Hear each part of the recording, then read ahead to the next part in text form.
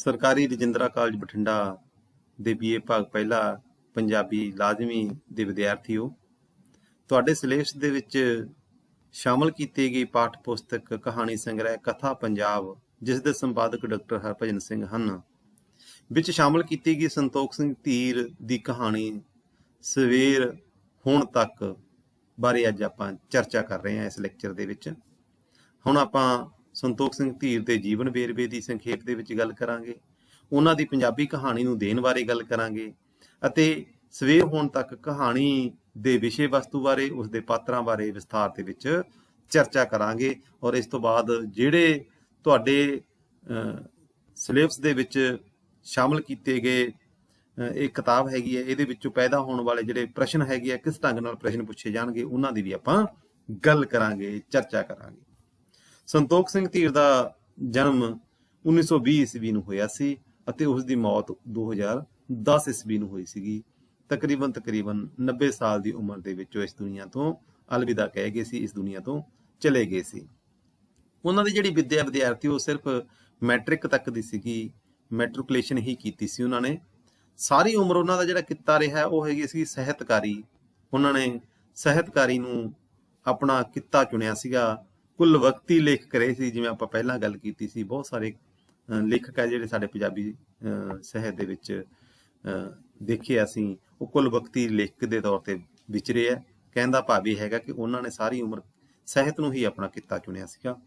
ਬੇਸ਼ੱਕ ਉਹਨਾਂ ਨੇ ਕੁਝ ਸਮਾਂ ਆਪਣਾ ਜਿਹੜਾ ਪਿਤਾ ਪੁਰਖੀ ਧੰਦਾ ਸੀਗਾ ਕੱਪੜੇ ਸੀਨ ਦਾ, ਉਹ ਵੀ ਕੀਤਾ, ਪਰ ਛੇਤੀ ਉਹ ਇਸ ਧੰਦੇ ਤੋਂ ਦੂਰ ਹੋ ਗਏ।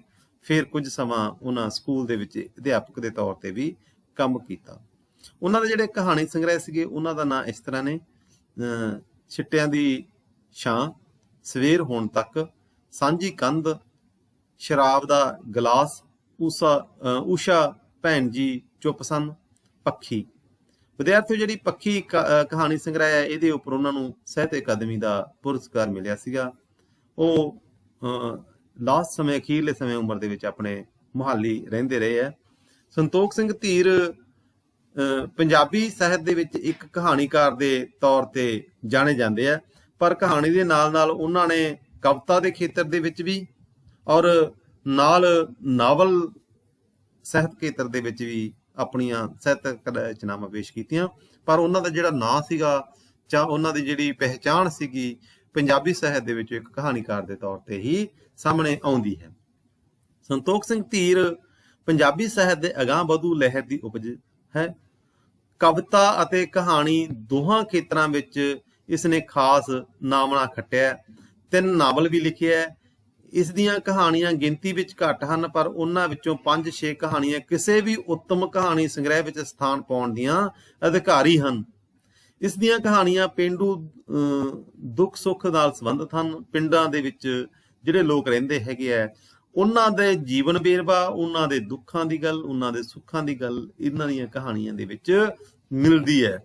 ਪ੍ਰਮਾਣਿਕ ਸੰਵਾਦਾਂ, ਜਿਹੜੇ ਵਾਰਤਾਲਾਪ ਹੈਗਾ, ਉਹਦੀ ਜਿਹੜੀ ਪ੍ਰਮਾਣਿਕਤਾ ਹੈ ਉਹ ਬੜੀ ਉੱਚ ਦਰਜੇ ਦੀ ਹੈ। ਔਰ ਇਸ ਤਰ੍ਹਾਂ ਦੇ ਨਾਲ ਉਹ ਆਪਣੀ ਕਹਾਣੀ ਦੇ ਵਿੱਚ ਇੱਕ ਉਚਿਤ ਵਾਤਾਵਰਨ ਸਿਰਜ ਲੈਂਦੇ ਆ। ਇਹ ਸਾਰੇ ਗੁਣ ਧੀਰ ਦੀਆਂ ਕਹਾਣੀਆਂ ਦਾ ਨਿਖੜਵਾਂ ਅੰਗ ਬਣ ਕੇ ਸਾਹਮਣੇ ਆਉਂਦੇ ਆ। ਸਵੇਰ ਹੋਣ ਤੱਕ ਕਹਾਣੀ ਦੇ ਵਿੱਚ ਉਹਨਾਂ ਨੇ ਘਟਨਾ ਤੋਂ ਵੱਧ ਘਟਨਾ ਦੀ ਸੁਭਾਵਨਾ ਨਾਲ ਸੰਬੰਧਿਤ ਕਹਾਣੀ ਪੇਸ਼ ਕੀਤੀ ਹੈ। ਇਹ ਕਹਾਣੀ ਦੇ ਵਿੱਚ ਘਟਨਾ ਨਾਲੋਂ ਵੱਧ ਘਟਨਾ ਦੀ ਸੁਭਾਵਨਾ ਵਾਲੀ ਕਹਾਣੀ ਹੈ। ਇਹ ਵਿਅਕਤੀ ਚਰਿੱਤਰ ਤੋਂ ਕਿਤੇ ਵਧੇਕ ਸਥਿਤੀ ਚਰਿੱਤਰ ਦਾ ਚਿਤਰਨ ਕੀਤਾ ਹੈ।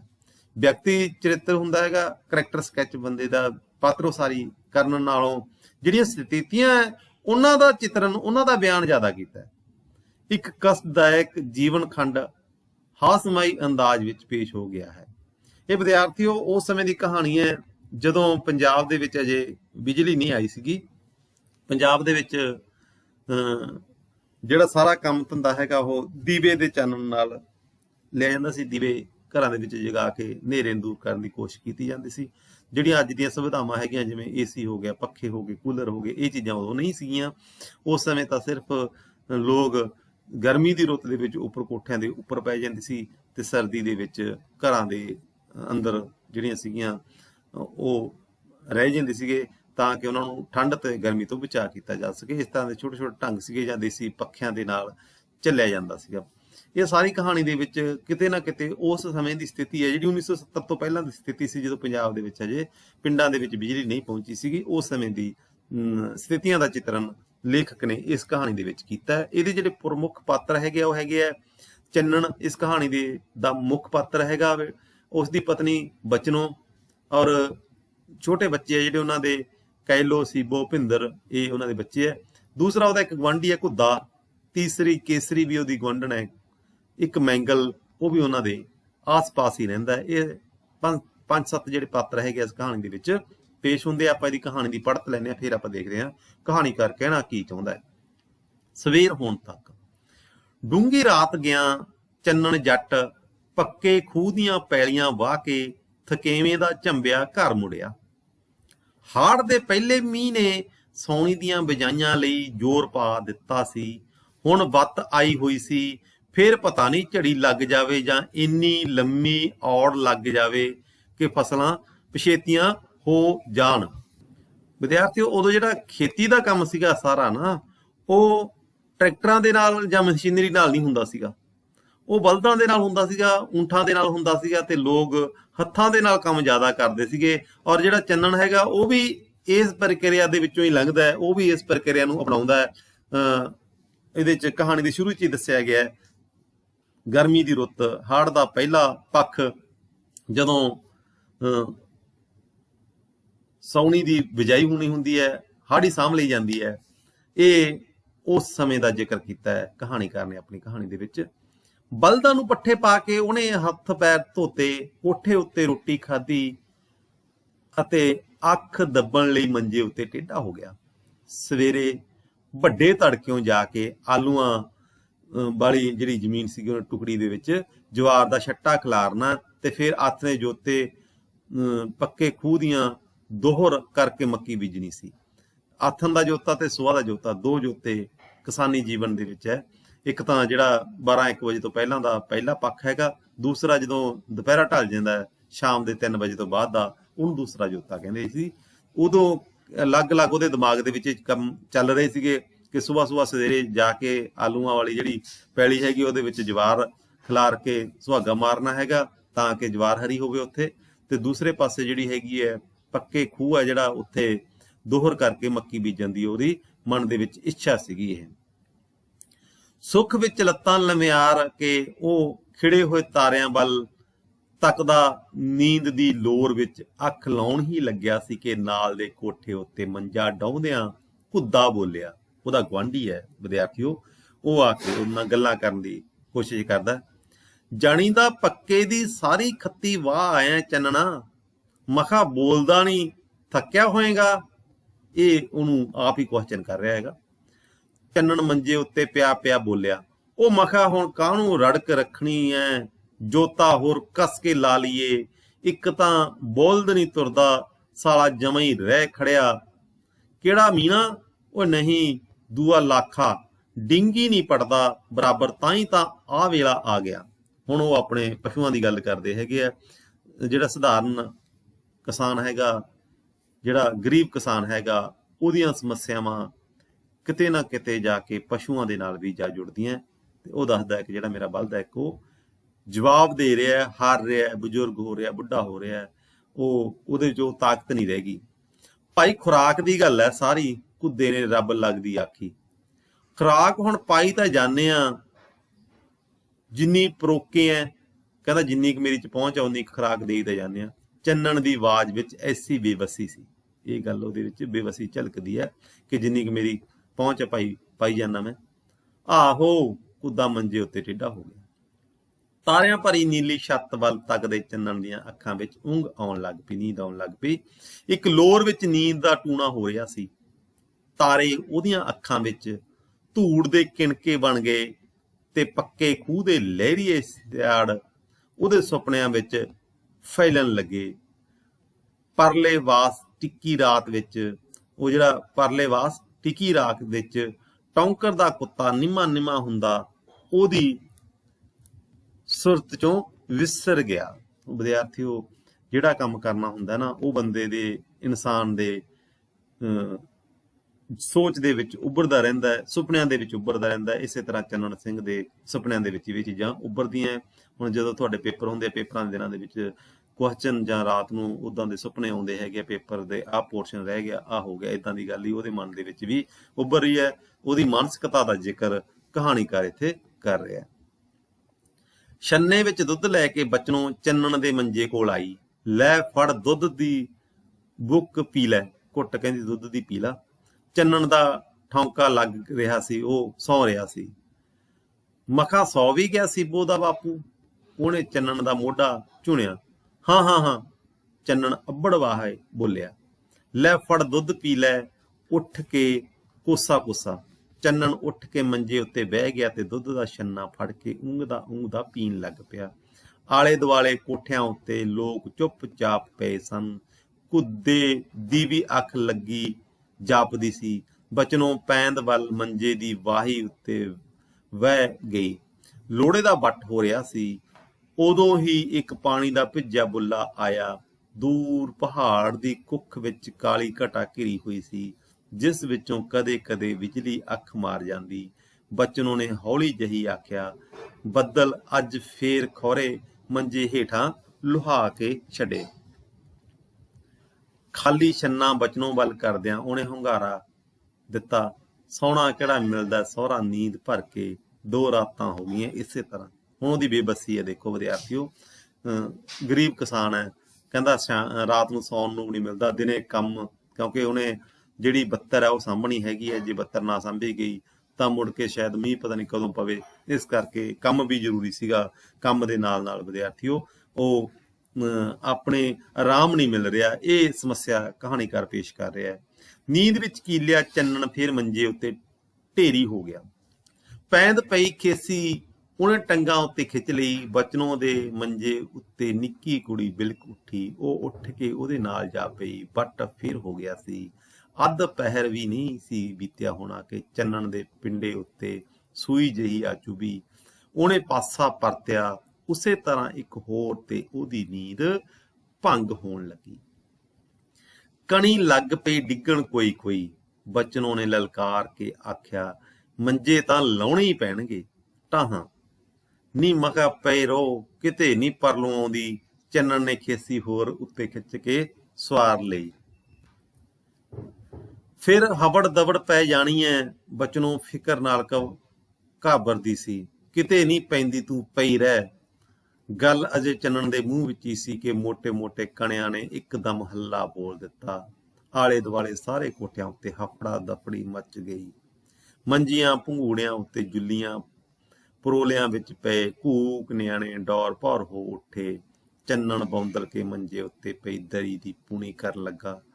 ਬਚਨੋਂ ਨੇ ਤਿੱਖੀ ਹੋ ਕੇ ਆਖਿਆ, ਤੂੰ ਇੱਥੇ ਗਿਣਤੀਆਂ ਹੀ ਗਿਣੀ ਜਾਣਾ, ਉੱਤਰ ਕੇ ਮੰਜਾ ਫੜ, ਮੈਂ ਉੱਤੋਂ ਲਮਕਾਉਣੀਆਂ। ਬਾਛੜ ਦੇ ਕਣਤਾਏ ਕਚਿੰਦਰੇ ਨਿਆਣੇ ਰੋਣ ਲੱਗ ਪਏ। ਗਲੀ ਵਿੱਚ ਖਲੋ ਕੇ ਚੰਨਣ ਬਨੇਰੇ ਉੱਤੋਂ ਮੰਜੇ ਬਿਸਤਰੇ ਫੜ ਲੱਗ ਪਿਆ। ਬਚਨੋਂ ਮੀਂਹ ਵਿੱਚ ਬੌਂਦਲੀ ਛੇਤੀ ਛੇਤੀ ਲਮਕਾਂਦੀ ਜਾਂਦੀ। ਪਤਾ ਨਹੀਂ ਸੁੱਕੇ ਅੰਬਰ ਕਿੱਥੋਂ ਕਟ ਕੇ ਚੜ ਕੇ ਆ ਗਿਆ। ਦੇਖਦੇ ਹੀ ਦੇਖਦੇ ਥਾਂ ਥਾਂ ਪਰਨਾਲੇ ਚੱਲਣ ਲੱਗ ਪਏ। ਦੀਵਾ ਬਾਲ ਕੇ ਮੀਂਹ ਵਿੱਚ ਭਿੱਜੇ ਸਿੱਜੇ ਨਿਆਣਿਆਂ ਨੂੰ ਚੰਨਣ ਨੇ ਮੰਜਿਆਂ ਉੱਤੇ ਸੁੱਟ ਦਿੱਤਾ। ਦਲਾਨ ਤੇ ਕੋਠੜੀਆਂ ਦੇ ਮੋਗੇ ਢੱਕ ਕੇ ਪਾਣੀ ਨਾਲ ਲੁੱਚੜਦੀ ਬਚਨੋਂ ਥੱਲੇ ਆ ਗਈ ਤੇ ਕੁੜਤੀ ਦਾ ਪੱਲਾ ਨਿਚੋੜਦੀ ਖਿਜ ਨਾਲ ਕੁੜ ਕੇ ਬੋਲੀ, ਜੱਤ ਦੀ ਕਹਿਣੀ ਆ, ਬੱਦਲ ਸਿਰ ਤੇ ਖੜਾ ਹੈ, ਜਦੋਂ ਨਹੀਂ ਸਿਰ ਇਹ ਨਹੀਂ ਚੁੱਕਿਆ। ਕਹਿੰਦੀ ਜਦੋਂ ਮੈਂ ਕਹਿੰਦੀ ਸੀ ਤੈਨੂੰ ਉਦੋਂ ਇਹਨੇ ਸਿਰ ਨਹੀਂ ਚੁੱਕਿਆ, ਪਹਿਲਾਂ ਆ ਜਾਂਦਾ ਸ਼ਾਇਦ ਭਿਜਣੋਂ ਬਚ ਜਾਂਦੇ। ਸਾਰੇ ਜਣੇ ਦਲਾਨ ਵਿੱਚ ਮੰਜਿਆਂ ਜੁੱਲੀਆਂ ਉੱਤੇ ਕਿਤੇ ਨਾ ਕਿਤੇ ਡਿੱਗ ਪਏ। ਵਾਛੜ ਦਾ ਮੀਂਹ ਜਿਵੇਂ ਆਇਆ ਸੀ ਉਵੇਂ ਇੱਕਦਮ ਚਲਾ ਗਿਆ। ਪਰਨਾਲੇ ਹੌਲੀ ਹੌਲੀ ਹੁੰਦਿਆਂ ਤਤੀਰਿਆਂ ਵਿੱਚ ਰਹਿ ਗਏ। ਅੰਦਰ ਲੋੜੇ ਦਾ ਹੁੰਮ ਸੀ। ਹੌਲੀ ਹੌਲੀ ਹਵਾ ਬੰਦ ਹੋ ਗਈ। ਦੀਵੇ ਦੀ ਲਾਟ ਸਿੱਧੀ ਤੋੜ ਖੜੀ ਸੀ। ਤੋੜ ਤੋੜ ਖਾਂਦਾ ਮੱਛਰ ਕੰਨਾਂ ਕੋਲ ਵੀਣ ਵਜਾਉਂਦਾ ਸੀ। ਸੁੱਤੇ ਪਏ ਨਿਆਣਿਆਂ ਤਰੇਲੀਆਂ ਵਿੱਚ ਗੱਚ ਹੋ ਗਏ।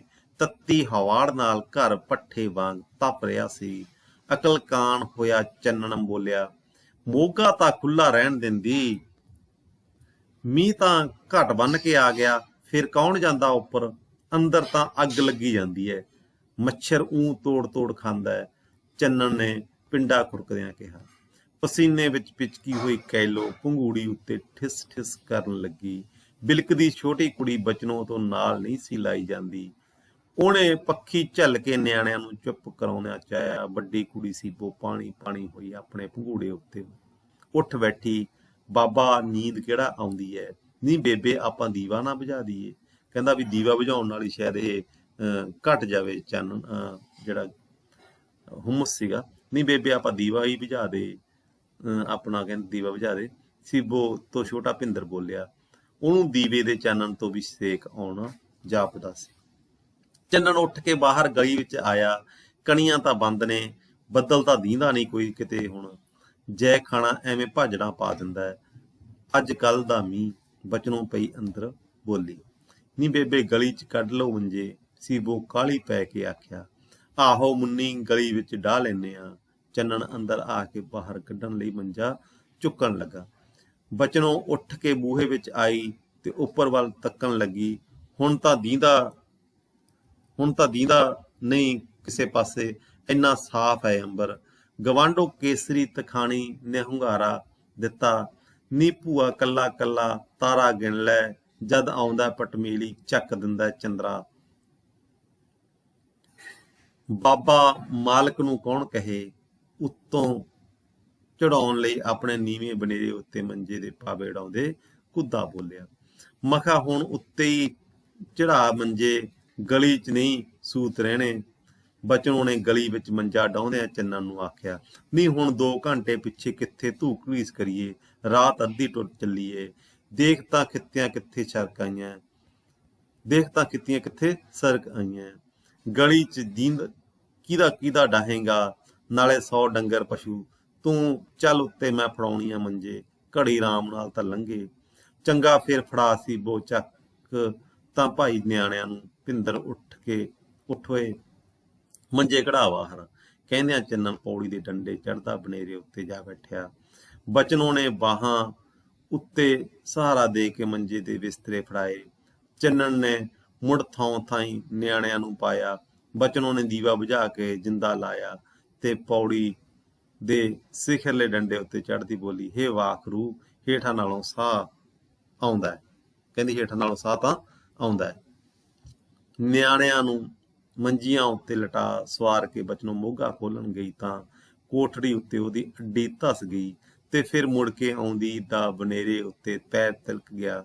ਮਸੀ ਡਿੱਗਣ ਤੋਂ ਬਚਦੀ ਉਹ ਖਿੱਝ ਕੇ ਬੜਬੜਾਉਣ ਲੱਗੀ। ਕਹਿ ਗੋਲ ਕਿਹਾ ਦੋਜਕੀ ਨੂੰ, ਰੌਣੀ ਵਾਲੀ ਕਿੱਕਰ ਵੱਢ ਕੇ 2 ਖਣ ਉੱਤੇ ਛੱਤ ਲੈਨੇ ਆ। ਕਹਿੰਦੀ ਕਿੰਨੇ ਵਾਰੀ ਕਿਹਾ ਕਿ ਜਿਹੜੀ ਰੌਣੀ ਵਾਲੀ ਖੇਤ ਵਾਲੀ ਆਪਣੀ ਕਿੱਕਰ ਹੈ ਉਹਨੂੰ ਵੱਢ ਕੇ ਆਪਾਂ ਤਾਂ ਇੱਕ ਛੋਟਾ ਜਿਹਾ ਚਵਾਰਾ ਪਾ ਲੈਨੇ ਆ, ਨਾਲੇ ਕੋਠੜੀ ਦੀਆਂ ਕੜੀਆਂ ਝਾੜ ਲਾਂਗੇ। ਜੱਟ ਨੇ ਇੱਕ ਨਹੀਂ ਸੁਣੀ। ਲੋਕੀ ਐਸ਼ਾਂ ਲੁੱਟਦੇ ਐ, ਇੱਥੇ ਜੂਨ ਕੱਟਣੀ ਨਹੀਂ। ਹੁਣ ਤੇ ਹਸਮਾਂ ਛੱਤਨ ਬੈਠ ਮੈਂ ਕੂ। ਕਹਿੰਦੀ ਹੁਣ ਤੂੰ 53 ਮੰਜ਼ਲਾਂ ਛੱਤਨ ਵਹਿ ਗਈਆਂ। ਉਹ ਕੋਠੇ ਜਿੱਡੀ ਧੀ ਦੇ ਕਾਰਜ ਬਾਰੇ ਆਖਣ ਲੱਗਾ ਹੀ ਸੀ ਕਿ ਉਹਨੂੰ ਕੋਲ ਪਈ ਮੁਟਿਆਰ ਧੀ ਦੀ ਲਿਹਾਜ਼ ਮਾਰ ਗਈ। ਘਰ ਦੀਆਂ ਕਬੀਲਦਾਰੀਆਂ ਵਿਦਿਆਰਥੀਓ, ਇੱਕ ਬੱਚਾ ਵੀ ਵਿਆਹੁਣ ਵਾਲਾ ਵੱਡਾ, ਉਹਦੇ ਬਾਰੇ ਵੀ ਕਹਿਣ ਲੱਗਾ ਸੀ ਪਰ ਇੱਕਦਮ ਚੁੱਪ ਕਰ ਗਿਆ। ਓਏ ਤੈਂ ਕੀ ਲੱਲਰ ਲਾਉਣਾ, ਲੜੂ ਕਰਦੀ ਉਹ ਕੋਲ ਆ ਗਈ। ਚੰਗਾ ਪੈ ਜਾ ਹੁਣ ਆਰਾਮ ਨਾਲ, ਟੈਂ ਲਾਈ ਐ ਵਾਧੂ। ਆਪ ਤੋਂ ਨੀਵੇਂ ਅੱਲ ਦੇਖ ਕੇ ਡੰਗ ਨਿਕਲਦਾ। ਆਹੋ ਭਾਈ ਆਹੋ, ਆਹ ਤਾਂ ਗੱਲ ਸੱਚ ਐ। ਚੰਨਣ ਸੌਂਦੀ ਨਾਲ ਦੇ ਘਰ ਦੀ ਨੀਵੀਂ ਛੱਤ ਤੋਂ ਕਰਮ ਸੌਂਦੀ ਅੰਮਾ ਨੇ ਹਾਂ ਵਿੱਚ ਹਾਂ ਮਿਲਾਈ। ਬੱਟ ਨਾਲ ਫੇਰ ਸਾਹ ਬੰਦ ਹੋਣ ਲੱਗਾ ਸੀ, ਜਿਵੇਂ ਮੀਂਹ ਕਦੇ ਵਰਿਆ ਹੀ ਨਹੀਂ ਸੀ ਹੁੰਦਾ। ਬੇਬੀ ਅਤਰੀ ਦੇ ਵਿਹੜੇ ਵਿੱਚ ਉੱਗੀ ਕਿੱਕਰ ਚੁੱਪ-ਚਾਪ ਖਲੋਤੀ ਸੀ। ਗਰਮੀ ਨਾਲ ਜਿੱਚ ਹੋ ਕੇ ਚੰਨਣ ਕੁਦਰਤ ਦੇ ਪ੍ਰਬੰਧ ਵਿਰੁੱਧ ਬੋਲਿਆ। ਕੋਈ ਚੰਦਰਾ ਪਾਪੀ ਬੈਠਾ ਪਹਿਰੇ ਉੱਤੇ, ਅੱਜ ਤਾਂ ਪੱਤਾ ਨਹੀਂ ਹਿਲਦਾ। ਮਾੜੇ ਦਾ ਦੁੱਖ ਹੀ ਦੁੱਖ ਹੈ। ਹੇਠਾਂ ਡੰਗਰਾਂ ਵਾਲੇ ਘਰ ਅੱਗੇ ਗਲੀ 'ਚ ਮੰਜਾ ਡਾਹ ਪਿਆ ਮੈਂਗਲ ਵਿਹੜੇ ਵਾਲਾ ਬੋਲਿਆ। ਆਪਣੀ ਥਾਂ ਉਹ ਆਪ ਤਰਲੋ ਮੱਛੀ ਹੋ ਰਿਹਾ ਸੀ। ਦੇਖੋ ਜਿੰਨੇ ਵੀ ਗਰੀਬ ਘਰ ਹੈਗੇ ਆ ਇਸ ਕਹਾਣੀ ਦੇ ਵਿੱਚ ਜਿਹੜੇ ਪਾਤਰ ਪੇਸ਼ ਹੋਏ ਆ ਸਾਰੇ ਉਹੀ ਪਾਤਰ ਹੈ ਜਿਨ੍ਹਾਂ ਦੇ ਕੋਲ ਪਹੁੰਚ ਨਹੀਂ ਹੈਗੀ ਔਰ ਉਹ ਸਾਰੇ ਆਪਣੇ ਆਪਣੇ ਥਾਵਾਂ ਦੇ ਉੱਪਰ ਦੁਖੀ ਹੈ। ਨੀ ਬੇਬੇ ਮੱਛਰ ਲੜੀ ਜਾਂਦਾ ਹੈ। ਭਿੰਦਰ ਮੰਜੇ ਦੀ ਦੌਣ ਉੱਤੇ ਗਿੱਟੇ ਰਗੜਦਾ ਬੋਲਿਆ। ਬੀਬੀ ਅਤਰੀ ਦੀਆਂ ਕਿੱਕਰ ਦੀਆਂ ਟਹਿਣੀਆਂ ਥੋੜਾ ਥੋੜਾ ਹਿੱਲਣ ਲੱਗੀਆਂ। ਨਿੱਕੀ ਨਿੱਕੀ ਹਵਾ ਰੁਮਕਣ ਪਈ, ਜਿਸ ਵਿੱਚ ਗਿੱਲੇ ਕੋਠਿਆਂ ਦੀ ਹੁਮਕ ਰਲੀ ਹੋਈ ਸੀ। ਕੁੱਦੇ ਨੇ ਸੁੱਖ ਦਾ ਸਾਹ ਲੈਂਦਿਆਂ ਆਪਣੇ ਮੰਜੇ ਤੋਂ ਕਿਹਾ, ਲੈ ਵੀ ਚੰਨਣਾ, ਬਦਲ ਗਿਆ ਪਹਿਰਾ, ਆ ਬੈਠਾ ਕੋਈ ਧਰਮੀ ਪੁਰਸ਼। ਹੁਣ ਉਹ ਕਹਿੰਦਾ ਵੀ ਕੋਈ ਧਰਮੀ ਬੰਦਾ ਆ ਕੇ ਬਹਿ ਗਿਆ ਪਹਿਰੇ ਤੇ। ਇਹ ਲੋਕਾਂ ਦਾ ਇੱਕ ਵਿਸ਼ਵਾਸ ਸੀਗਾ ਕਿ ਜਦੋਂ ਜਿਹੜਾ ਧਰਮੀ ਪੁਰਖ ਜਦੋਂ ਆ ਕੇ ਬਹਿ ਜਾਂਦਾ ਹੈ ਉਦੋਂ ਲੋਕ ਸੁਖੀ ਹੁੰਦੇ ਹੈ, ਤੇ ਜਦੋਂ ਪ੍ਰਬੰਧ ਕਿਸੇ ਮਾੜੇ ਹੱਥ ਆ ਜਾਂਦਾ ਤਾਂ ਲੋਕ ਦੁਖੀ ਹੁੰਦੇ ਹੈ। ਇਹ ਇੱਕ ਤਰ੍ਹਾਂ ਦਾ ਵਿਸ਼ਵਾਸ ਉਹਨਾਂ ਦਾ ਸੀਗਾ, ਕੁਦਰਤ ਦੇ ਖਿਲਾਫ ਜਦੋਂ ਗੱਲ ਕਰਦੇ ਸੀ। ਆਹੋ ਪੁੱਤ, ਦੂਰੋਂ ਕਰਮ ਸਿਉਂ ਦੀ ਅੰਮਾ ਬੋਲੀ, ਧਰਮੀਆਂ ਦਾ ਕਿਹੜਾ ਤੋਟ ਹੈ ਜੱਗ ਤੇ। ਹੁਣ ਵਿਦਿਆਰਥੀਓ, ਜੇਕਰ ਦੇਖਿਆ ਤਾਂ ਕਹਾਣੀਕਾਰ ਨੇ ਟੇਢੇ ਢੰਗ ਨਾਲ ਮੁੱਖ ਸਥਾਪਤੀ ਦੀਆਂ ਜਿਹੜੀਆਂ ਸਰਕਾਰਾਂ ਹੁੰਦੀਆਂ ਉਹਦੇ ਮਾੜੇ ਪ੍ਰਬੰਧ ਦੇ ਉੱਪਰ ਵੀ ਇੱਕ ਤਰ੍ਹਾਂ ਨਾਲ ਟੇਢੇ ਢੰਗ ਨਾਲ ਕਮੈਂਟ ਕਰਤਾ। ਜੇ ਮਾੜਾ ਪ੍ਰਸ਼ਾਸਕ ਆ ਜੇ, ਮਾੜਾ ਬੰਦਾ ਚੁਣਿਆ ਜਾਵੇ ਤਾਂ ਲੋਕ ਦੁਖੀ ਹੁੰਦੇ ਆ, ਜੇ ਚੰਗਾ ਬੰਦਾ ਚੁਣਿਆ ਜਾਵੇ ਤਾਂ ਲੋਕ ਸੁਖੀ ਵੀ ਹੁੰਦੇ ਆ। ਇੱਕ ਵਿਅੰਗ ਸਾਡੇ ਸਮਾਜਿਕ ਜਿਹੜਾ ਸਮੁੱਚਾ ਤਾਣਾ ਬਾਣਾ ਉਹਦੇ ਤੇ ਵੀ ਕਰ ਦਿੱਤਾ ਹੈ, ਸਾਡੇ ਪੋਲੀਟੀਕਲ ਲੀਡਰ ਆ ਉਹਨਾਂ ਦੇ ਵੀ ਕਰ ਦਿੱਤਾ ਹੈ। ਔਰ ਇਹ ਵਿਸ਼ਵਾਸ ਕੁਦਰਤ ਦੇ ਉੱਪਰ ਵੀ ਹੈ, ਇਹ ਸਮਾਜ ਦੇ ਵਿੱਚ ਵਾਪਰ ਰਹੇ ਘਟਨਾਕ੍ਰਮ ਬਾਰੇ ਵੀ ਕੀਤਾ ਜਾ ਰਿਹਾ। ਐਂ ਤਾਂ ਕੋਈ ਧਰੂ ਅੰਮਾ ਕਹਿੰਦਾ ਵੀ ਧਰਮੀਆਂ ਦਾ ਕੋਈ ਘਾਟਾ ਨਹੀਂ ਹੁੰਦਾ। ਉਹ ਕਹਿੰਦਾ ਹਾਂ, ਤਾਂ ਕੋਈ ਧਰੂ ਅੰਮਾ, ਕੁੱਦਾ ਰਮਕਦੀ ਪਾਉਣ ਦੇ ਬੁੱਲੇ ਲੁੱਟਦਾ ਬੋਲਿਆ। ਚੰਨਣ ਦੀ ਅੱਖ ਲੱਗ ਰਹੀ ਸੀ, ਉਹਨੂੰ ਚੁੱਪ ਪਿਆ ਦੇਖ ਕੁੱਦੇ ਨੇ ਉੱਚੀ ਬੋਲ ਕੇ ਆਖਿਆ, ਚੰਨਣਾ, ਉਹ ਚੰਨਣਾ ਹੋ। ਚੰਨਣ ਸੁੱਤਾ ਅਣਿੰਦਾ ਸੀ। ਨੀਂਦ ਆਉਂਦੀ ਹੈ?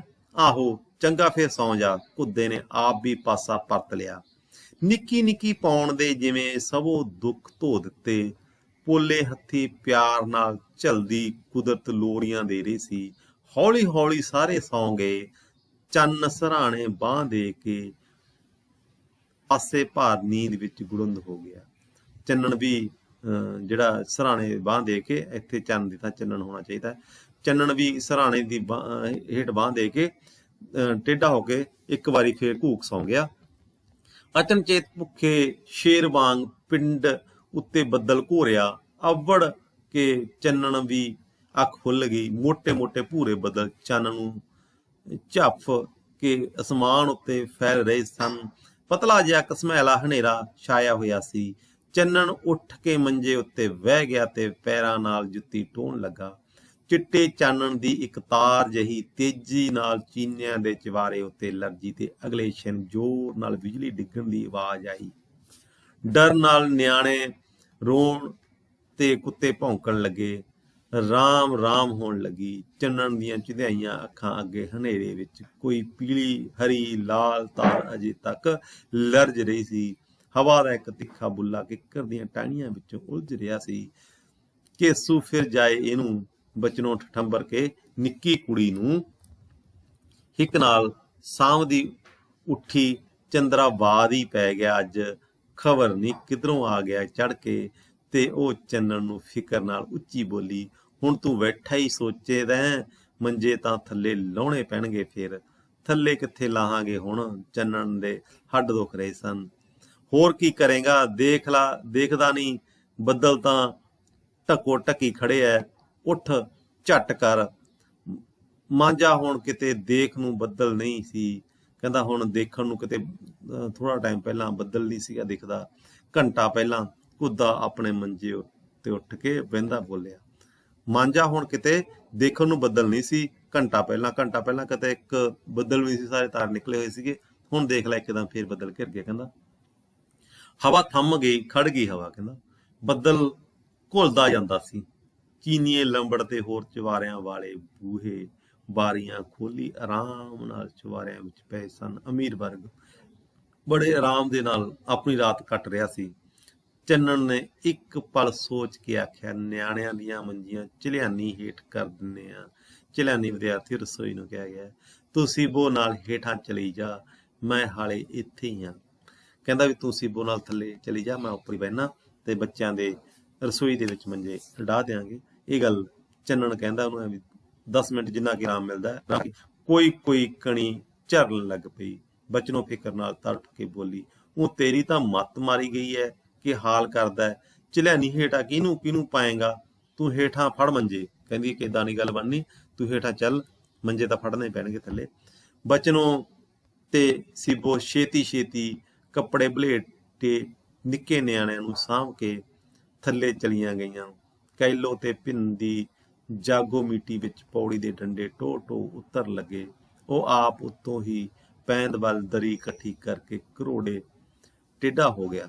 ਮੰਜਾ ਘਰੋੜਾ ਜਿੱਥੋਂ ਵਿਛਾਇਆ ਨਾ ਹੋਵੇ ਮੰਜਾ, ਨੰਗੇ ਮੰਜੇ ਦੇ ਉੱਪਰ ਪੈ ਜਾਣਾ ਘਰੋੜਾ ਮੰਜਾ ਹੁੰਦਾ, ਘਰੋੜੇ ਮੰਜੇ ਦੇ ਉੱਤੇ ਟੇਢਾ ਹੋ ਗਿਆ।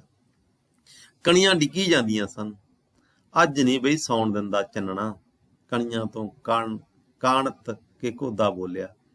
ਉਹ ਸਾਡੀ ਤਾਂ ਜੂਣੀ ਮਾੜੀ ਐ, ਨਾ ਦਿਨ ਨੂੰ ਚੈਨ ਨਾ ਰਾਤ ਨੂੰ ਨੀਂਦ। ਹੈ ਵਿਦਿਆਰਥੀਓ ਇੱਕ ਸਿੰਪਲ ਬੰਦੇ ਦਾ, ਇੱਕ ਸਧਾਰਨ ਜੱਟ ਦੀ ਜ਼ਿੰਦਗੀ ਦਾ ਨਿਚੋੜ। ਕਹਿੰਦਾ ਸਾਡੀ ਤਾਂ ਜੂਣੀ ਮਾੜੀ ਐ, ਨਾ ਦਿਨ ਨੂੰ ਚੈਨ ਹੈ ਨਾ ਰਾਤ ਨੂੰ। ਦਿਨੇ ਕੰਮ ਕਰਨਾ ਪੈਂਦਾ ਤੇ ਰਾਤ ਨੂੰ ਨੀਂਦ ਵੀ ਨਹੀਂ ਆਉਂਦੀ। ਚੰਨਣ ਦੀਆਂ ਅੱਖਾਂ ਵਿੱਚ ਰੋੜ ਰੜਕ ਰਹੇ ਸਨ। ਉਨੀਂਦਰਾ ਉਹਦੀਆਂ ਅੱਖਾਂ ਦੇ ਵਿੱਚ ਰੜਕ ਰਹੀ ਸੀ, ਨੀਂਦ ਰੜਕ ਰਹੀ ਸੀਗੀ। ਮੰਜੇ ਮੌਜਾਂ ਤਾਂ ਚਵਾਰਿਆਂ ਵਾਲੇ ਲੁੱਟਦੇ ਆ। ਇੱਥੇ ਦੇਖੋ ਅਮੀਰ ਵਰਗ ਦੇ ਉੱਪਰ ਸਿੱਧਾ ਸਿੱਧਾ ਕਮੈਂਟ ਹੈ ਕਿ ਜਿਹੜੀਆਂ ਮੌਜਾਂ ਉਹ ਤਾਂ ਚਵਾਰਿਆਂ ਵਾਲੇ ਲੁੱਟ ਰਹੇ ਆ। ਚੀਨਿਆਂ ਦੇ ਚਵਾਰੇ ਵਿੱਚ ਦੀਵੇ ਦੀ ਲੋ ਦੇਖ ਕੇ ਕੁੱਦੇ ਨੇ ਹਿਰਖਾ ਨਾਲ ਕਿਹਾ। ਹੁਣ ਉਸ ਸਮੇਂ ਪਿੰਡਾਂ ਦੇ ਵਿੱਚ ਬਿਜਲੀ ਨਹੀਂ ਸੀਗੀ ਔਰ ਜਿਹੜਾ ਚਾਨਣ ਦਾ ਕੰਮ ਉਹ ਦੀਵੇ ਜਲਾ ਕੇ ਲਿੱਤਾ ਜਾਂਦਾ ਸੀ। ਇਸ ਪਿੰਡ ਦੇ ਵਿੱਚ ਅਮੀਰ ਜੱਟ ਪਰਿਵਾਰ, ਅਮੀਰ ਵਰਗ, ਉਹਨਾਂ ਦਾ ਚਵਾਰਾ ਤਾਂ ਔਰ ਉਹਨਾਂ ਦੇ ਚਵਾਰੇ ਦੇ ਵਿੱਚ ਜਗ ਰਿਹਾ ਦੀਵੇ ਨੂੰ ਦੇਖ ਕੇ। ਇਹ ਗੱਲ ਕੁੱਦਾ ਕਹਿ ਰਿਹਾ ਸੀ। ਮੌਜਾਂ ਤਾਂ ਚਵਾਰਿਆਂ ਵਾਲੇ ਲੁੱਟਦੇ ਆ ਭਾਈ, ਉਹਨਾਂ ਨਾਲ ਕਿਤੇ ਨਾ ਕਿਤੇ ਕੁੱਦੇ ਨੂੰ ਈਰਖਾ ਹੋ ਰਹੀ ਸੀਗੀ, ਕਿਤੇ ਨਾ ਕਿਤੇ ਉਹਨਾਂ ਨੂੰ ਗੁੱਸਾ ਆ ਰਿਹਾ ਸੀ। ਕੁਦਰਤ ਹੈ ਭਾਈ ਮਾਲਕ ਦੀ। ਚੰਨਣ ਨੇ ਹੌਂਕਾ ਲਿਆ, ਕਹਿੰਦਾ ਵੀ ਇਹ ਤਾਂ ਸਾਰੀਆਂ ਕੁਦਰਤ ਦੀਆਂ ਖੇਡਾਂ ਹੈ, ਕਿਸੇ ਕੋਲੇ ਪੈਸੇ ਆ, ਕੋਈ ਗਰੀਬ ਹੈ। ਇਹ ਅਸਲ ਦੇ ਵਿੱਚ ਸਾਡਾ ਜਿਹੜਾ ਲੋਕ ਵਿਸ਼ਵਾਸ ਹੈ ਉਹਦੀ ਗੱਲ ਵੀ ਕਰ ਗਿਆ। ਘਰ ਦੀ ਤੰਗੀ ਬੁਰੀ, ਰਾਤ ਕਿੰਨੀ ਕੁ ਰਹਿੰਦੀ ਹੋਣੀ ਹੈ ਕੁੱਦਿਆ ਅਜੇ। ਕਹਿੰਦਾ ਘਰ ਦੀਆਂ ਜਿਹੜੀਆਂ ਤੰਗੀਆਂ ਬੜੀਆਂ ਮਾੜੀਆਂ ਹੁੰਦੀਆਂ, ਗਰੀਬੀ ਬੜੀ ਮਾੜੀ ਹੈ। ਹੁਣ ਉਹ ਦੂਜਾ ਕੁਐਸਚਨ ਪੁੱਛਦਾ, ਕਹਿੰਦਾ ਕੁੱਦਿਆ ਰਾਤ ਅਜੇ ਕਿੰਨੀ ਕਰੇਗੀ? ਬਥੇਰੀ ਪਈ ਆ ਹਾਲੇ, ਕਿਤੇ ਬੱਦਲ ਕਰਕੇ ਹੀ ਹਨੇਰਾ ਤਾਂ ਨਹੀਂ। ਉਹਨੂੰ ਫਿਕਰ ਹੈ, ਚੰਨਣ ਨੂੰ ਫਿਕਰ ਹੈ ਕਿ ਜੇਕਰ ਪਿਆਂ ਤੋਂ ਹੀ ਸੁਬਾਹ ਸਵੇਰ ਹੋ ਗਈ ਤਾਂ ਮੇਰਾ ਕੰਮ ਹੈ ਜਿਹੜਾ ਅਧੂਰਾ ਰਹਿ ਜਾਊਗਾ। ਕਾਣੂ ਅੱਧੀ ਰਾਤ ਲੰਘੀ ਹੈ ਮਸੀਂ, ਹਾਲੇ ਤਾਰਾ ਵੀ ਨਹੀਂ ਚੜਿਆ ਹੋਣਾ, ਬੱਦਲਾਂ ਕਰਕੇ ਦਿਖਦਾ ਨਹੀਂ ਇੱਕ ਤਾਂ, ਤੇ ਚਰਾਂਦੀ ਜਾਣਾ ਹੋਣਾ। ਕਹਿੰਦਾ ਤੈਂ ਚਰਾਂਦੀ ਜਾਣਾ ਹੋਣਾ? ਆਹੋ, ਇਹ ਉਹਨਾਂ ਦੇ ਖੇਤਾਂ ਦੇ ਨਾਂ ਰੱਖੇ ਹੋਏ ਆ। ਫਿਰ ਪਿਆਰ ਹੈ ਹਾਲੇ, ਬਥੇਰੀ ਢੇਰ ਹੈ। ਕਹਿੰਦਾ ਬਹੁਤ ਟਾਈਮ ਪਿਆ ਹਜੇ ਤਾਂ। ਘੜੀ ਸ਼ਰਾਮ ਵੀ ਚਾਹੀਦਾ ਹੈ। ਉਹ ਜੱਟ ਨੂੰ ਸ਼ਰਾਮ ਕਿੱਥੇ? ਕਹਿੰਦਾ ਘੜੀ ਸ਼ਰਾਮ ਵੀ ਚਾਹੀਦਾ ਸਰੀਰ ਨੂੰ। ਕਹਿੰਦਾ ਜੱਟ ਨੂੰ ਸ਼ਰਾਮ ਕਿੱਥੇ, ਜੱਟ ਨੂੰ ਕਹਿੰਦਾ ਆਰਾਮ ਕਿੱਥੇ? ਉਹ ਤਾਂ ਤੇਰੀ ਗੱਲ ਠੀਕ ਹੈ। ਕੁੱਦਾ ਹੁੰਗਾਰਾ ਦੇ ਕੇ ਚੁੱਪ ਕਰ ਗਿਆ। ਨਿੱਕਾ ਨਿੱਕਾ ਝਰਦੀਆਂ ਕਣੀਆਂ ਹੌਲੀ ਹੌਲੀ ਹੋਰ ਸਿੱਧੀਆਂ ਹੋ ਗਈਆਂ। ਘੁਲੇ ਹੋਏ ਬੱਦਲਾਂ ਥੱਲੇ ਅੜ ਖਲੋਤੇ ਹੁਮਸ ਨੂੰ ਹਵਾ ਦੇ ਆਪ ਹੁਦਰੇ ਬੁੱਲਿਆਂ ਨੇ ਲੀਰ ਲੀਰ ਕਰ ਦਿੱਤਾ। ਹਵਾ ਵੀ ਚੱਲ ਪਈ ਹੌਲੀ ਹੌਲੀ। ਘੁਲੇ ਹੋਏ ਬੱਦਲਾਂ ਥੱਲੇ ਅੜ ਖਲੋਤੇ ਹੁਮਸ ਨੂੰ ਹਵਾ ਦੇ ਆਪ ਹੁਦਰੇ ਬੁੱਲਿਆਂ ਨੇ ਲੀਰ ਲੀਰ ਕਰ ਦਿੱਤਾ ਤੇ ਕੁੱਦੇ ਦੇ ਚੰਨਣ ਦੀਆਂ ਆਪੋ ਵਿੱਚ ਦੀਆਂ ਗੱਲਾਂ ਮਿੱਠੇ ਮਿੱਠੇ ਲੋਰ ਵਿੱਚ ਮੁੱਕ ਗਈਆਂ। ਫਿਰ ਨੀਂਦ ਆਉਣ ਲੱਗੀ। ਚੰਨਣ ਦੀਆਂ ਅੱਖਾਂ ਭਾਵੇਂ ਮਿਚੀਆਂ ਹੋਈਆਂ ਸਨ, ਪਰ ਹੁਣ ਉਹਦੇ ਮਨ ਵਿੱਚ ਨਵੀਂ ਤੁਖੀ ਸੀ। ਕਿਤੇ ਪਿਆਈ ਦਿਨ ਨਾ ਚੜ ਜਾਵੇ। ਉਹਨੇ ਸੁੱਤੇ ਸੁੱਤਿਆਂ ਆਪਣੇ ਕੰਨ ਗਲੀ ਦੀ ਬਿੜਕ ਉੱਤੇ ਲਾ ਛੱਡੇ ਸੀ। ਕਣੀਆਂ ਦੀ ਕਾਣਤ, ਹੱਡਾਂ ਦਾ ਥਕੇਵਾਂ ਤੇ ਕੁੱਦੇ ਦੀਆਂ ਗੱਲਾਂ ਤੋਂ ਵਿਸਰ ਕੇ ਉਹ ਮਾਰੂਆਂ ਦੀ ਖੱਤੀ ਵੱਲ ਚਲਾ ਗਿਆ। ਸੁਪਨਿਆਂ ਦੇ ਵਿੱਚ ਫਿਰ ਖੇਤਾਂ ਦੇ ਵਿੱਚ ਚਲਾ ਗਿਆ। ਪੌਂ ਫੁੱਟ ਰਹੀ ਸੀ। ਆਲੇ ਦੁਆਲੇ ਲੋਕਾਂ ਦੀਆਂ ਚਰੀਆਂ ਪੁੰਗਰ ਕੇ ਨਰਮ ਨਰਮ ਹਵਾ ਵਿੱਚ ਕੰਬ ਰਹੀਆਂ ਸਨ। ਮੋਠਾਂ, ਮਹਾਂ, ਗੁਆਰੇ ਤੇ ਮੂੰਗੀਆਂ ਨੇ ਕੰਨ ਚੁੱਕ ਲਏ ਸਨ। ਦੇਖੋ ਵਿਦਿਆਰਥੀਓ, ਉਸ ਸਮੇਂ ਜਿਹੜੀਆਂ ਫਸਲਾਂ ਹੁੰਦੀਆਂ ਸੀਗੀਆਂ ਸਾਉਣੀ ਦੀਆਂ, ਹੁਣ ਸਾਉਣੀ ਦੀ ਫਸਲ ਦੇ ਵਿੱਚ ਆਪਣੇ ਝੋਨਾ ਮੇਨ ਹੈਗਾ ਤੇ ਜਾਂ ਹਾੜੀ ਦੀ ਫਸਲ ਦੇ ਵਿੱਚ ਕਣਕ ਮੇਨ ਹੈ। ਉਦੋਂ ਝੋਨੇ ਤੋਂ ਦੀ ਬਿਜਾਈ ਨਹੀਂ ਹੁੰਦੀ ਸੀ, ਉਹਦੀ ਥਾਂ ਦੇ ਉੱਪਰ ਮੋਠ ਹੁੰਦੇ ਸੀ, ਮਾਹ ਹੁੰਦੇ ਸੀ, ਗੁਆਰਾ ਹੁੰਦਾ ਸੀ, ਮੂੰਗੀ ਹੁੰਦੀ ਸੀ ਜਾਂ ਮੱਕੀ ਹੁੰਦੀ ਸੀ, ਨਰਮਾ ਹੁੰਦਾ ਸੀ। ਸਾਉਣੀ ਦੀਆਂ ਮੁੱਖ ਫਸਲਾਂ ਹੁੰਦੀਆਂ ਸੀਗੀਆਂ। ਸਾਉਣ ਮਹੀਨੇ ਦੇ ਵਿੱਚ ਜਿਹੜੀਆਂ ਮੁੱਖ ਫਸਲਾਂ ਹੁੰਦੀਆਂ ਸਾਉਣੀ ਦੀਆਂ। ਪਰੇ ਟਿੱਬੀ ਉੱਤੇ ਜੀਤੇ ਲੰਬੜ ਦਾ ਹਲ ਵਗਦਾ ਸੀ। ਟੱਲੀਆਂ ਦੀ ਨੀਵੀਂ ਨੀਵੀਂ ਆਵਾਜ਼ ਉੱਤੇ ਮਿਰਜ਼ੇ ਦੀ ਕਲੀ ਉੱਚੀ ਉੱਠ ਰਹੀ ਸੀ। ਉਹ ਹੜਬੜਾ ਕੇ ਉੱਠਿਆ। ਬਨੇਰੇ ਉੱਤੇ ਮੂੰਹ ਹਨੇਰੇ ਵਿੱਚ ਕੁੱਕੜ ਵਾਂਗਾਂ ਦੇ ਰਿਹਾ ਸੀ।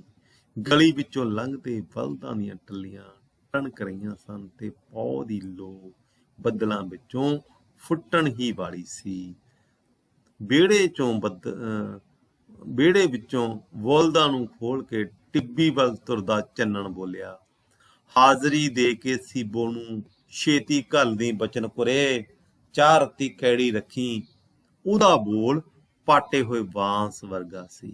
ਇਹ ਸੀ ਵਿਦਿਆਰਥੀਓ ਇਸ ਕਹਾਣੀ ਦੇ ਵਿੱਚ ਮੁੱਖ ਵਿਸ਼ਾ ਇਹ ਸੀਗਾ ਕਿ ਜਿਹੜਾ ਸਧਾਰਨ ਕਿਸਾਨ ਹੈ, ਗਰੀਬ ਕਿਸਾਨ ਹੈ, ਉਹਨੂੰ ਆਰਾਮ ਵੀ ਨਹੀਂ ਮਿਲਦਾ, ਪੂਰਾ ਆਰਾਮ ਵੀ ਨਹੀਂ ਮਿਲਦਾ।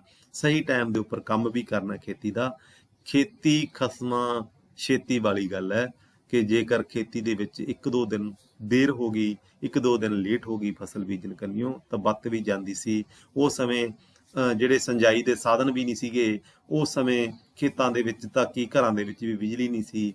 ਇਸ ਕਰਕੇ ਵਿਦਿਆਰਥੀਓ ਸਧਾਰਨ ਬੰਦੇ ਦੀ ਜ਼ਿੰਦਗੀ ਬੜੀ ਟਫ ਸੀ, ਬੜੀ ਔਖੀ ਸੀ। ਔਰ ਇੱਕ ਸਧਾਰਨ ਬੰਦੇ ਦੀ ਜ਼ਿੰਦਗੀ ਦਾ ਜ਼ਿਕਰ ਇਸ ਕਹਾਣੀ ਦੇ ਵਿੱਚ ਕਹਾਣੀਕਾਰ ਨੇ ਕੀਤਾ। ਇਸ ਕਹਾਣੀ ਦਾ ਮੁੱਖ ਪਾਤਰ ਚੰਨਣ ਹੈ ਔਰ ਛੋਟੇ ਛੋਟੇ ਪਾਤਰ ਜਿਹੜੇ ਹੋਰ ਹੈਗੇ ਆ, ਥੋੜਾ ਕਹਾਣੀ ਦੇ ਵਿੱਚ ਜ਼ਿਕਰ ਕੀਤਾ ਹੈਗਾ, ਜਿਵੇਂ ਘੁੱਦਾ ਹੋ ਗਿਆ ਜਾਂ ਬਚਨੀ ਜਿਹੜੀ ਉਹਦੀ ਪਤਨੀ, ਉਹਦੇ ਬੱਚੇ ਹੋ ਗਏ, ਆਂਢੀ ਗੁਆਂਢੀ ਹੋ ਗਏ। ਉਹਨਾਂ ਦੀਆਂ ਸਾਰੀਆਂ ਸਮੱਸਿਆਵਾਂ ਨੂੰ ਪੇਸ਼ ਕਰਨ ਦੀ ਸਫਲ ਕੋਸ਼ਿਸ਼ ਕੀਤੀ ਹੈ ਕਹਾਣੀਕਾਰ ਨੇ ਇਸ ਕਹਾਣੀ ਦੇ ਵਿੱਚ। ਸਵੇਰ ਹੋਣ ਤੱਕ ਇਸ ਕਹਾਣੀ ਦਾ ਜਿਹੜਾ ਟਾਈਟਲ ਰੱਖਿਆ, ਇਸ ਕਹਾਣੀ ਦਾ ਜਿਹੜਾ ਸ਼ੀਰਸ਼ਕ ਰੱਖਿਆ, ਇਸ ਕਹਾਣੀ ਦਾ ਜਿਹੜਾ ਸਿਰਲੇਖ ਰੱਖਿਆ, ਬਿਲਕੁਲ ਢੁਕਵਾਂ ਹੈ ਵੀ ਜਿਹੜੀ ਰਾਤ ਕਿਸ ਢੰਗ ਨਾਲ ਲੱਗਦੀ ਹੈ ਇੱਕ ਗਰੀਬ ਬੰਦੇ ਦੀ, ਉਹਦੇ ਬਾਰੇ ਜ਼ਿਕਰ ਕੀਤਾ ਗਿਆ ਹੈ। ਗਰੀਬੀ ਦੇ ਵਿੱਚ, ਲਾਚਾਰੀ ਦੇ ਵਿੱਚ ਔਰ ਸਧਾਰਨ ਇਨਸਾਨ ਦੀ ਸੋਚ ਦੇ ਵਿੱਚ ਕਿਸ ਤਰ੍ਹਾਂ ਦੇ ਨਾਲ ਇਹ ਚੀਜ਼ਾਂ ਸੁਪਨੇ ਬਣ ਕੇ ਉੱਭਰਦੀਆਂ, ਇਹ ਚੀਜ਼ ਬਾਰੇ ਕਹਾਣੀਕਾਰ ਨੇ ਵਿਸਥਾਰ ਦੇ ਵਿੱਚ ਦੱਸਿਆ। ਔਰ ਇੱਕ ਸਧਾਰਨ ਕਿਸਾਨ ਵਰਗ ਜਿਹੜਾ ਹੈਗਾ, ਸਧਾਰਨ ਕਿਸਾਨ ਪਰਿਵਾਰ, ਉਹਦੀਆਂ ਸਮੱਸਿਆਵਾਂ ਦਾ ਜ਼ਿਕਰ ਇਸ ਕਹਾਣੀ ਦੇ ਵਿੱਚ ਕੀਤਾ ਹੈ। ਅੱਜ ਦਾ ਲੈਕਚਰ ਆਪਾਂ ਇੱਥੇ ਖਤਮ ਕਰਦੇ ਹਾਂ। ਅੱਗੇ ਜਿਹੜੇ ਲੈਕਚਰ ਹੋਣਗੇ ਉਹਨਾਂ ਦੇ ਵਿੱਚ ਆਉਣ ਵਾਲੀਆਂ ਜਿਹੜੀਆਂ ਹੋਰ ਕਹਾਣੀਆਂ ਹੋਣਗੀਆਂ ਉਹਨਾਂ ਦਾ ਜ਼ਿਕਰ ਆਪਾਂ ਕਰਾਂਗੇ। ਤੁਸੀਂ ਸਾਰੀ ਕਹਾਣੀ ਨੂੰ ਚੰਗੀ ਤਰ੍ਹਾਂ ਇਹਦੇ ਪਾਠ ਨੂੰ ਸੁਣ ਲਿਓ, ਇਹਦੇ ਵਿੱਚ ਪੈਦਾ ਹੋਣ ਵਾਲੇ ਪ੍ਰਸ਼ਨਾਂ ਨੂੰ ਨੋਟ ਕਰ ਲਿਓ ਤੇ ਇਹਦੇ ਜਿਹੜੇ ਆਨਸਰ ਹੈਗੇ ਆ ਜਦੋਂ ਅੱਗੇ ਜਿਸ ਤਰ੍ਹਾਂ ਤੁਸੀਂ ਮੈਨੂੰ ਭੇਜ ਦਿਓਗੇ। ਅੱਜ ਦਾ ਲੈਕਚਰ ਆਪਾਂ ਇੱਥੇ ਹੀ ਖਤਮ ਕਰਨ ਜਾ ਰਹੇ ਹਾਂ।